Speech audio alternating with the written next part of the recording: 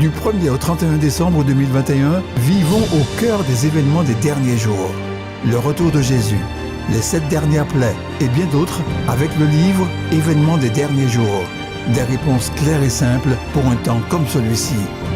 Infoline 05 96 63 10 97. Boutique Vie et Santé.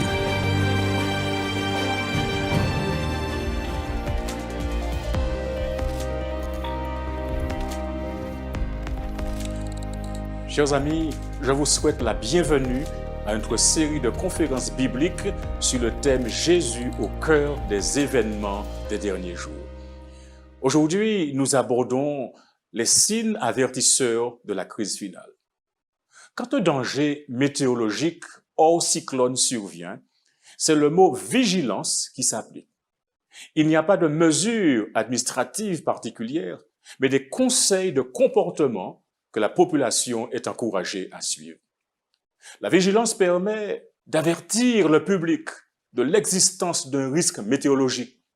Elle concerne 3 phénomènes suivants: vent violent, forte pluie, forte houle. Et il y a des pictogrammes qui correspondent à chacun de ces phénomènes: le rouge, l'orange, le jaune et le vert. Le rouge signifie qu'une vigilance absolue s'impose quand des phénomènes météorologiques dangereux d'intensité exceptionnelle et catastrophique sont prévus. Ainsi, la population est invitée à se tenir régulièrement au courant de l'évolution météorologique et à se conformer scrupuleusement aux conseils ou consignes émis par la sécurité civile. L'orange signifie qu'il faut être très vigilant parce que des phénomènes météorologiques dangereux sont prévus. Aussi, la population est tenue de rester au courant de l'évolution météorologique et de suivre les conseils émis par la sécurité civile. La vigilance jaune avertit des phénomènes habituels dans la région, mais occasionnellement dangereux. Exemple, temps modérément pluvieux, averses localement fortes, vents soutenus avec rafales sont en effet prévus. Ainsi donc, si vous pratiquez des activités sensibles aux risques météorologiques, vous devriez être attentif. Il faudra se tenir au courant de l'évolution météorologique. Enfin, le vert.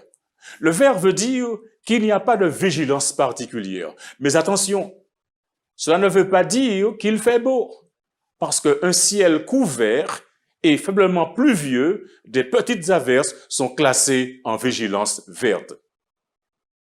Amis, il y a une météo à laquelle on ferait bien d'y prêter attention. Il s'agit de la météo prophétique.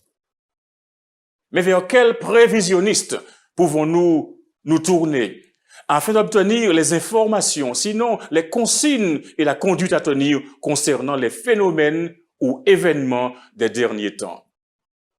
Mesdames et messieurs, je vous recommande fortement de vous référer à la Bible, le seul livre qui soit fiable en matière eschatologique. Ici, il n'est pas question de prévision, mais de certitude. Le Christ aborda ce thème avec ses disciples quand il leur parla de la destruction de la ville de Jérusalem et des signes qui devaient précéder la venue du Fils de l'homme. Le chapitre 24 de Matthieu, dans sa totalité, est une prophétie concernant les événements qui doivent précéder ce moment. Et la destruction de Jérusalem est un exemple de l'ultime grande destruction du monde par le feu. Sur le mont des Oliviers, en Palestine, le Christ renouvela l'annonce des terribles jugements qui doivent précéder sa seconde venue. Il dit aux disciples dans Matthieu, chapitre 24, versets 6 et verset 7, « Vous entendrez parler de guerre et de bruit de guerre. Gardez-vous d'être troublés, car il faut que ces choses arrivent, mais ce ne sera pas encore la fin. » Verset 7. Une nation s'élèvera contre une nation, et un royaume contre un royaume, et il y aura en divers lieux des famines et des tremblements de terre. Le verset 8 déclare, « Tout cela ne sera que le commencement des douleurs. » À l'instar des pictogrammes météorologiques, annonçant diverses intensités de phénomènes météo. Le Christ a déclaré qu'il y aura une période de détresse. Cette période de détresse correspond à la grande persécution des chrétiens qui s'étala de l'an 538 à 1798. Il parla des signes qu'il y aura dans les cieux, disant dans Matthieu chapitre 24, verset 29, « Aussitôt, après ces jours de détresse, le soleil s'obscurcira, la lune ne donnera plus sa lumière, et les étoiles tomberont du ciel, et les puissances des cieux seront ébranlées. » Le verset 29 fait mention du soleil qui s'obscurcira. Et cela nous amène à parler du jour obscur qui survint le 19 mai 1780, lorsque un obscurcissement du ciel en plein jour fut observé en Nouvelle-Angleterre et quelques régions du Canada. L'obscurité fut si complète qu'on dut garder les bougies allumées à partir de midi. Les poules regagnèrent leur perchoir. Cette prophétie de Jésus est rapportée par Luc au chapitre 21, verset 25, où il souligne qu'il y aura des signes dans le soleil, dans la lune et dans les étoiles, ainsi que par Marc au chapitre 13, verset 25, où il est écrit « Les étoiles tomberont du ciel et les puissances qui sont dans les cieux seront ébranlées. » D'importantes chutes de météorites ont été enregistrées en 1799 et aussi en 1866, mais celle du 12 au 13 novembre 1833 fut des plus spectaculaires. Je vous invite maintenant à prêter attention à une déclaration du prophète de Dieu qui fut exilé sur une île grecque de la mer Égée appelée Patmos, rapportant une vision qu'il a eue. Il dit au célèbre livre de l'Apocalypse, chapitre 6, versets 12 et 13, « Je regardai, quand il ouvrit le 6e sceau, et il eut un grand tremblement de terre. Le soleil devint noir comme un sac de crin, la lune entière devint comme du sang, et les étoiles du ciel tombèrent sur la terre, comme lorsqu'un figuier secoué par un vent violent jette ses figues vertes. » Notez, le texte dit qu'un tremblement de terre se produisit à l'ouverture du 6e sceau. Chers amis, en 1755, il y eut un énorme tremblement de terre, appelé le Grand Tremblement de terre de Lisbonne, qui fut ressenti à travers toute la terre. La secousse fut si forte qu'on l'a ressentie non seulement en Afrique du Nord, mais aussi jusqu'aux Caraïbes. Ce n'était pas un séisme ordinaire parce qu'il se produisit à l'ouverture du 6e sceau. Quand nous parlons de tremblement de terre, il faut dire que la terre tremble tous les jours et le nombre de tremblements de terre varie chaque année entre 500 000 et 1 million et 30 458 endroits différents et selon les statistiques de 2005, dont 100 000 sont ressentis et 1000 étant capables de causer de lourds dégâts. Jésus dit en outre, il y aura des signes dans le monde religieux. Il nous met en garde contre la venue de faux prophètes. Dans Matthieu 24, verset 11, il dit, plusieurs faux prophètes s'élèveront et ils séduiront beaucoup de gens. En effet, de faux prophètes se sont élevés, trompant les gens et conduisant de nombreuses âmes dans un désert spirituel. Des magiciens et des sorcières qui prétendaient détenir un pouvoir miraculeux ont conduit de nombreuses personnes dans la solitude des montagnes. Mais cette prophétie, écoutez-moi, a été prononcée également pour les derniers jours. Ceci nous est proposé comme annonçant le second avènement de Jésus. Vous serez donc confrontés à des fausses doctrines, à de faux prophètes qui s'élèveront et on avancera de faux rêves prophétiques, de fausses visions. Mais mesdames et messieurs, je vous encourage à vous cramponner à la Bible, la parole de Dieu, qui n'est pas démodée. Alléluia. Ne vous laissez pas détourner de la voix de Dieu dans sa parole. Recherchez Dieu avec ardeur, par vous-même, de sorte que vous puissiez comprendre sa volonté de façon individuelle. Car plusieurs viendront sous mon nom, dit Jésus, disant, c'est moi qui suis le Christ, et ils séduiront beaucoup de gens. Matthieu 24, verset 5. Cet avertissement relatif à la venue de faux prophètes est assorti d'une mention de séduction. Matthieu 24, verset 11 déclare, plusieurs faux prophètes s'élèveront et ils séduiront beaucoup de gens. Et parce que l'iniquité se sera accrue, la charité du plus grand nombre se refroidira. Mesdames et messieurs, oui, la Bible affirme qu'il s'élèvera de faux Christ et de faux prophètes. Ils feront de grands prodiges et des miracles au point de séduire, s'il était possible, même les élus. Moi, je voulais annoncer d'avance, dit Jésus. Si donc on vous dit, voici, il est dans le désert, n'y allez pas. Voici, il est dans les chambres, ne le croyez pas. Une vigilance absolue s'impose. C'est le pictogramme rouge qu'il faut ici. Le rouge signifie qu'une vigilance absolue s'impose quand les phénomènes de séduction dangereux, d'intensité exceptionnelle et catastrophique sont prévus. Chers amis, au regard de la situation, il faut vous tenir constamment au courant de la vérité et vous conformer scrupuleusement aux conseils ou aux signes ou consignes émis par la parole de Dieu. Paul, écrivant au jeune Timothée, lui déclara, « Mais l'Esprit dit expressément que dans les derniers temps, quelques-uns abandonneront la foi pour s'attacher à des doctrines de démons, d'esprits séducteurs. Mais ouvrons tout grand nos yeux. Car le signe qui fait toute la différence, écoutez bien cela, le signe qui fait toute la différence, c'est celui de la proclamation de l'Évangile à travers toute la planète, comme un élément marquant de la fin des temps. En effet, Jésus, dans Matthieu 24, verset 14, déclare que cette bonne nouvelle du royaume sera prêchée dans le monde entier pour servir de témoignage à toutes les nations, alors viendra la fin. Le Christ nous a donné des signes de la proximité de son retour. Ainsi donc, nous pourrons connaître le moment où il se rapproche, le moment où il sera à la porte. Il a dit cela à l'intention de ceux qui verront ces signes.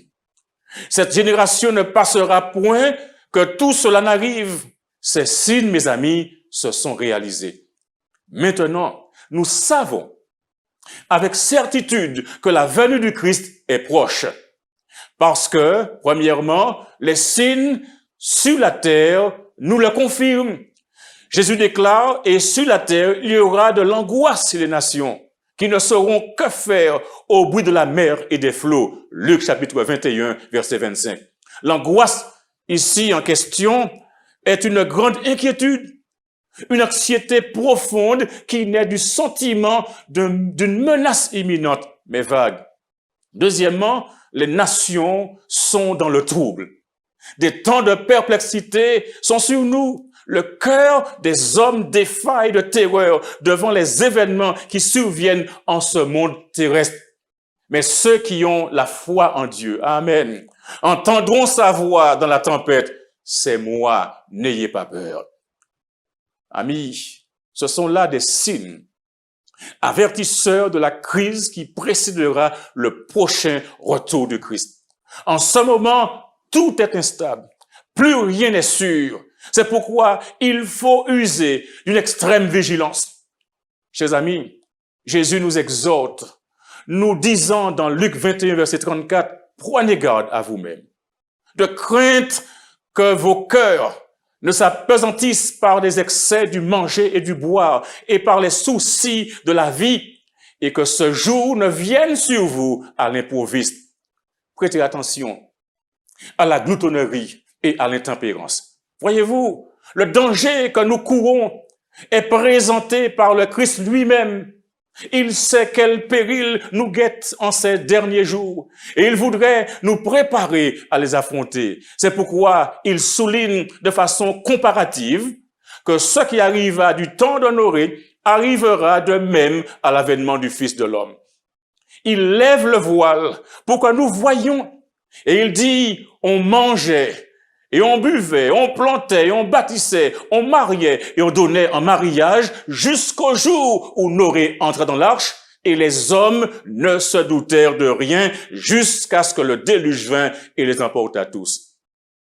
Mesdames et messieurs, le jour du Seigneur trouvera les hommes absorbés de la même manière par les affaires et les plaisirs du monde, en festin et en gloutonnerie, dans la satisfaction d'un appétit perverti, dans l'usage de liqueurs et de narcotiques. C'est déjà ce qui se passe aujourd'hui. Ces péchés se trouvent même chez ceux qui prétendent être des enfants de Dieu, mais qui suivent les coutumes du monde et participent à ces péchés. Avocats, ingénieurs, fermiers, commerçants et même pasteurs du haut de la chair s'écrient « paix et sûreté », alors que la destruction va fondre sur eux. Amis téléspectateurs, l'Écriture déclare dans la première épître de Saint Paul aux Thessaloniciens, chapitre 5, verset 3, « Quand les hommes diront « paix et sûreté », alors une ruine soudaine les surprendra comme les douleurs de l'enfantement surprennent la femme enceinte et ils n'échapperont point. C'est pourquoi je vous en conjure, au nom du Seigneur Jésus, de faire attention à la gloutonnerie et à l'intempérance, car elles sont à la base de la grande dépravation morale de notre monde.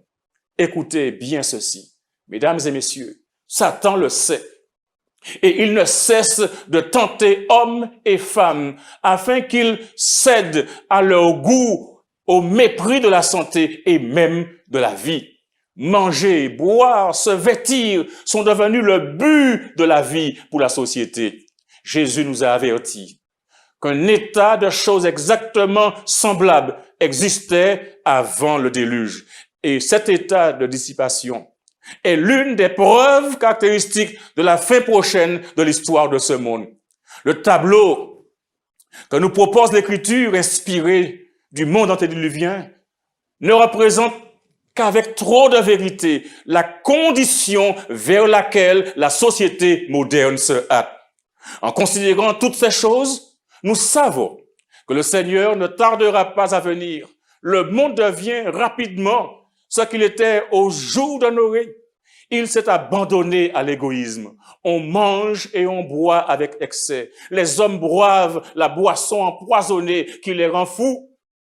La situation présente nous parle puissamment, c'est-à-dire les mêmes péchés sont répétés. L'impureté, l'impudicité, les dissolutions auxquelles les hommes se sont livrés, les discours enflés de vanité, les convoitises, la chair, les dissolutions, ceux qui vivent dans l'égarement.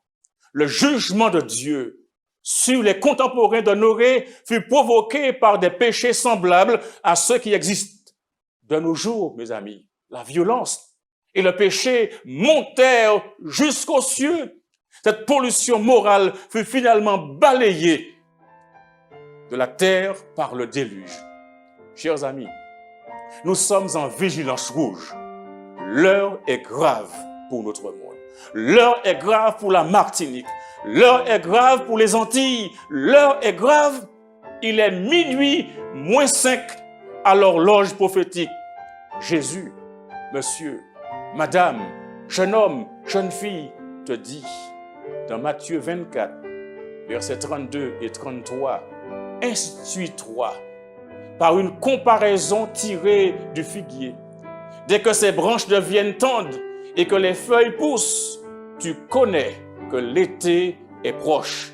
De même, quand tu verras toutes ces choses, sache que le Fils de l'homme est proche à la porte. Le Christ nous a donné des signes de la proximité de son retour.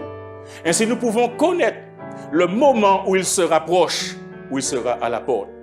Il a dit tout cela à l'intention de chacun de nous, afin que lorsque nous verrons ces signes, nous nous empressions de mettre notre famille à l'abri, nous empressions de nous repentir, de changer de comportement, de pratiquer le bien, de faire sa volonté, mais toute sa volonté, de nous écarter du mal, que nous cessions les pratiques sataniques pour épouser la vérité, Jésus-Christ, le Sauveur, le grand libérateur. Chers amis, les signes des temps s'accomplissent. La fin du monde est proche. Maintenant, nous savons avec certitude que la venue du Christ est proche. Mettez-vous à l'abri, et cela sans tarder. Recherchez le bien et non le mal, afin que vous viviez la prière pour vous et que vous vous donniez au Christ, afin d'être prêt pour son prochain retour. Parce qu'il n'y a que le Christ qui vous donne un avenir. Il n'y a pas d'avenir sans le Christ. Alors acceptez-le aujourd'hui.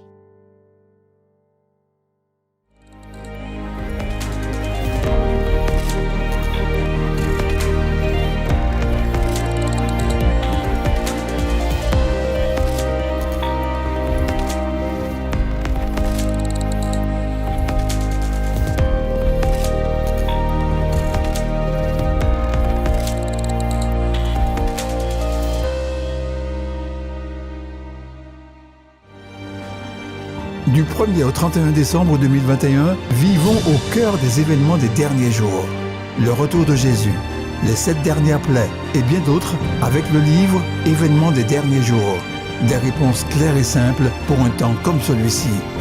Infoline 05 96 63 10 97. Boutique Vie et Santé.